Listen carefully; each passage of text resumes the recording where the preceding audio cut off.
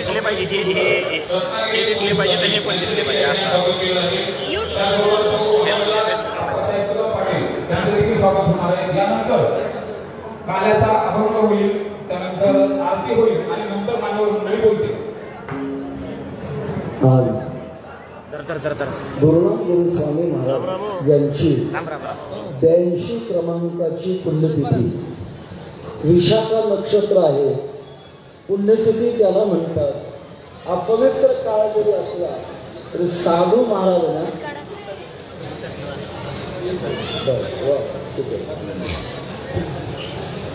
तरी परंतु साधू ज्या दिवशी देह ठेवतात ती तिथी पुण्यवान होते, म्हणून तिला पुण्यतिथी म्हणतात.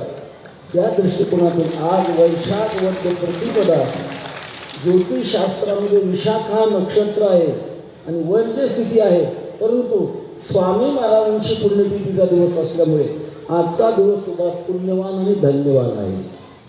आज काल्याची चिंतन सेवा खूप वेळ झाला आहे, समाज मोठा आहे, दृष्टिकोनातून आवरत असताना शेवटचं एक या बाबतीमध्ये मी माझी भावना प्रकट करतो. आज त्रिवेणी संगम झालेला आहे. संघर्ष, सत्ता आणि सत्य या तीन गोष्टींचं एकत्रीकरण झाले. संघर्षातून सत्ता, सत्तेतून सत्य. जेव्हा सत्य सत्ता एकत्र येते तेव्हा रामराज्य निर्माण व्हायला वेळ लागत नाही.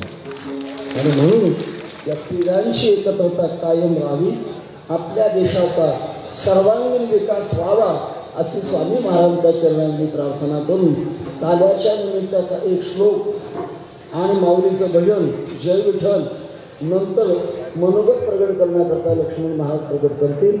तेव्हा काल्याच्या चिंतनातला श्लोक असा आहे. आलो देवकी देवगर्भजनम गोपी गृहवर्धनम माया पूतन जीविता प्रहरणम गोवर्धनोद्धारणम